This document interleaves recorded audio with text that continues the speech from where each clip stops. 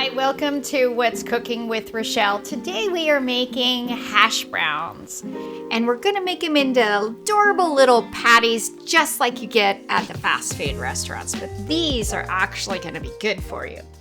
So what do you need? Well, potatoes, right? So we're going to start off with a potato. Now, I found this giant potato, so I only have to peel one.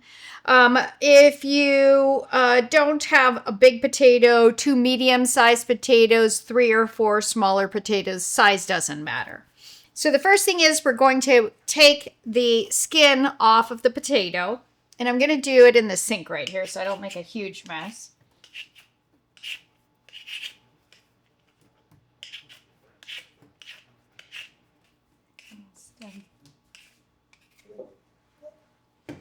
Okay, so you can see I've got my potato peeled. I've got a few, these are called eyes, but that you don't have to take that out unless you really want to.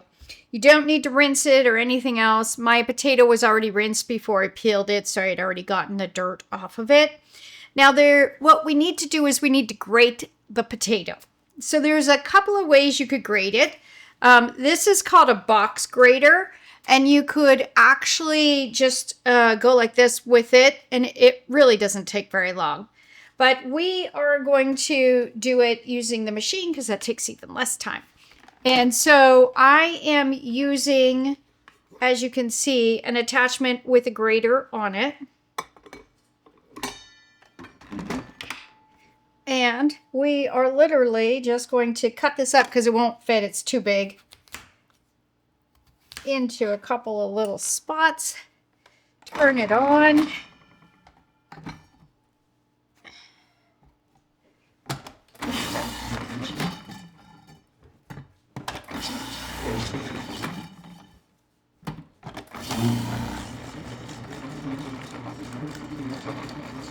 Perfect. Okay, so we need to get our water boiling. I have a pot on the stove that I'm going to go ahead and turn on. We need to get that water boiling. And to the water, we are going to be adding 3 tablespoons of kosher salt. Now, if you don't have kosher salt, it's okay. You don't have to go get it at the store. But instead of using 3 tablespoons, I'm going to have you cut that down to probably 2 tablespoons. So if you have just regular table salt, you would want to reduce the amount, okay? So dump that in your water. To that also, we are adding 1 tablespoon of white sugar.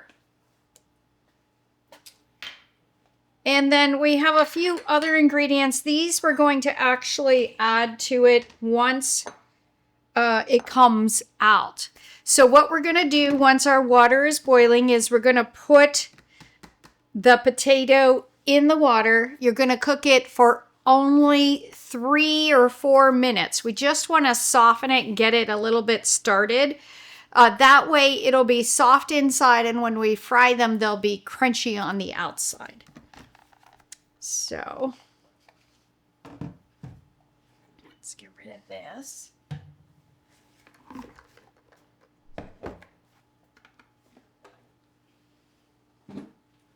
Okay. Now I have a colander out because when I take the potatoes out of the boiling water, we're going to put them in the colander and we are going to rinse them with cold water to stop the cooking process. Something else you're going to need is a towel or a cheesecloth, a regular kitchen towel, obviously that's clean.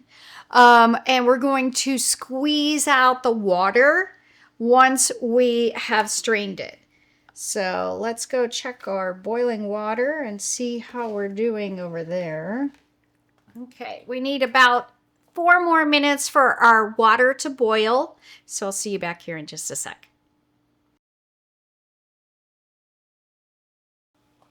All right, while we're waiting for the potatoes to cook, the other ingredients we're going to be using today, we have a teaspoon of onion powder, 2 tablespoons of potato flour, and we have a tablespoon of cornstarch. What this is going to do, the flour is going to bind it. If you don't have potato flour, just use regular white flour. It's perfectly okay. The cornstarch, again, it's going to absorb some of the liquid that we don't get squeezed out, make them bind together and stay in beautiful little patties. The onion powder is actually the only flavoring we're adding today. I'm making them very basic. Again, if you want to make them a different, you could add garlic powder, or you could add a spice like chili powder, paprika, things like that. Okay. Okay, so it has been 3 or 4 minutes that our potatoes have been cooking. We're going to take them off the stove, strain them, and rinse them with cold water.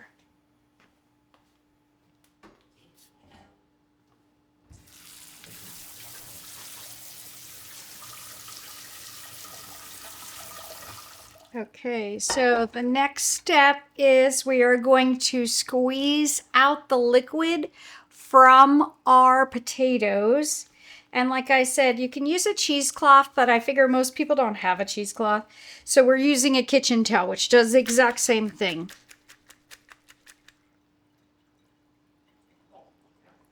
Okay, so just simply dump them on your towel.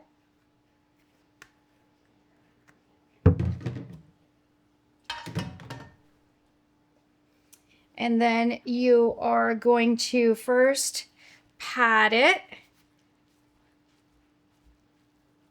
And then take it and literally make it like a little blanket and squeeze. See that liquid?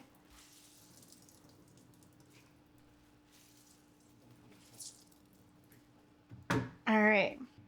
Okay, so we've got our potatoes, as you can see, dried off and squeezed out now. We're going to put these in a bowl.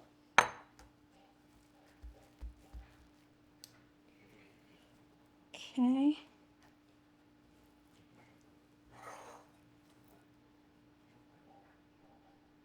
There we go. Alrighty. Now, that is a really key ingredient, the fact that we parboiled them. That's what that's called. When you just get the starches loosened and you get it, that will prevent your hash browns from being gummy, and it's going to prevent them from being raw in the middle and cooked on the outside. Okay, so we're just going to sprinkle our onion powder, and I'm going to toss this. That's why I'm not dumping it all in.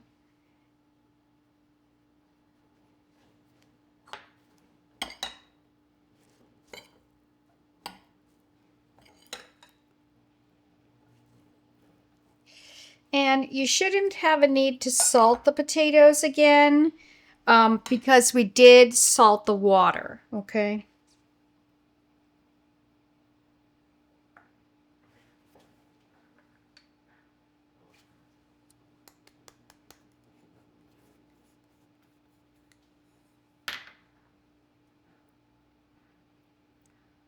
Now, if you're finding your potatoes are still really wet, you certainly can add a little bit more flour. You just don't want them to be too dry.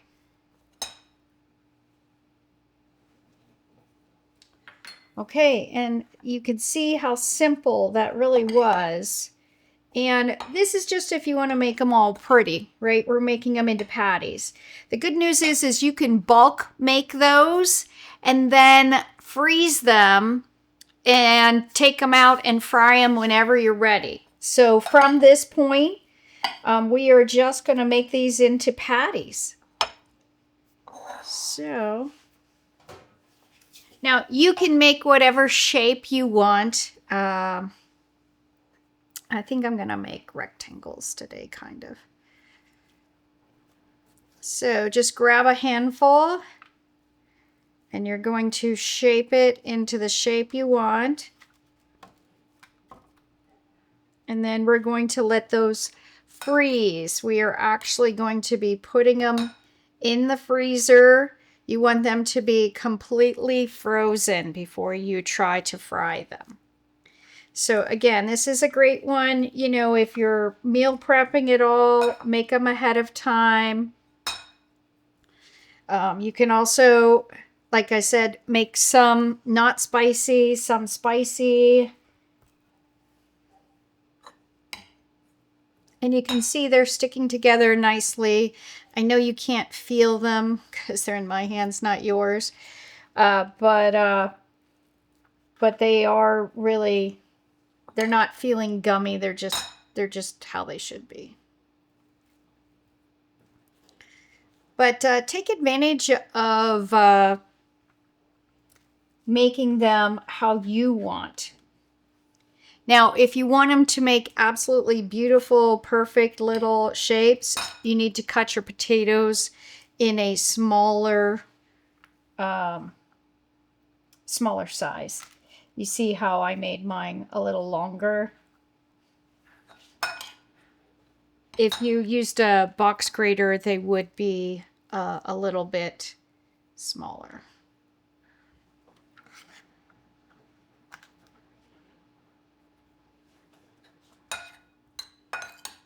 And we've got 2 more.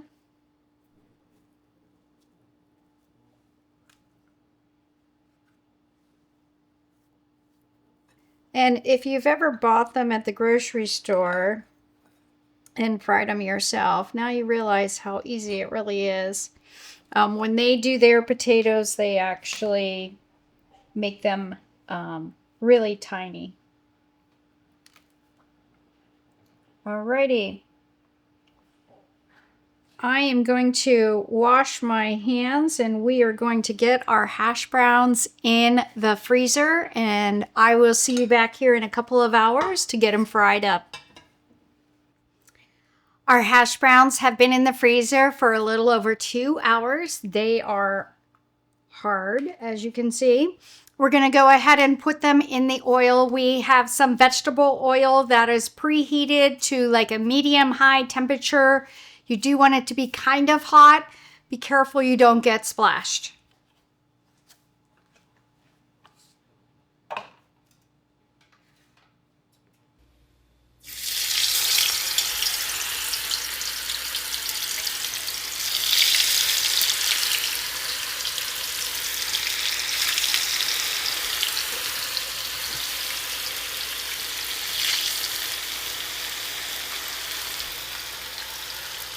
Okay, so we gotta let them cook a little bit more on both sides. I did flip them once. I'm impatient.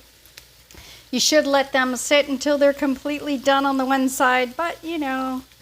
So I flip hash browns probably too soon. I get impatient. So if you want to do it correctly, please only flip them once. Just check it, make sure if it's done. If it's not browned enough yet, leave it on that side. We are cooking them in about 1 inch of an oil.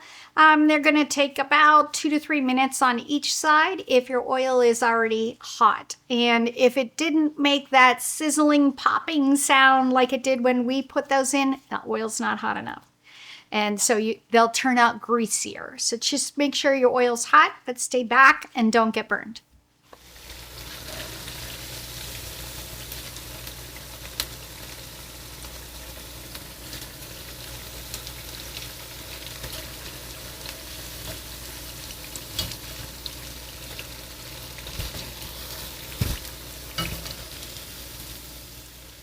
All right, hash brown time. Again, you can make these ahead of time. They only take a few minutes to fry up. If you already have them in the freezer, you just take one out, pop it in the pan, and you can have one for breakfast with your eggs in the week. Really fast and easy. When they come out of the grease, what I usually do is just sprinkle them with a little bit of salt. It'll absorb it while they're fresh and hot out of the oil. I don't know if you guys can hear that crunch, but this is really good. I like mine with ketchup. If you want something else, go for it, or plain is fine. Thank you, as always, for watching What's Cooking with Rochelle. And if you know of anybody else, please share my video with them. They may love it as well. I hope to see you on the next video very soon. Subscribe below. Bye for now.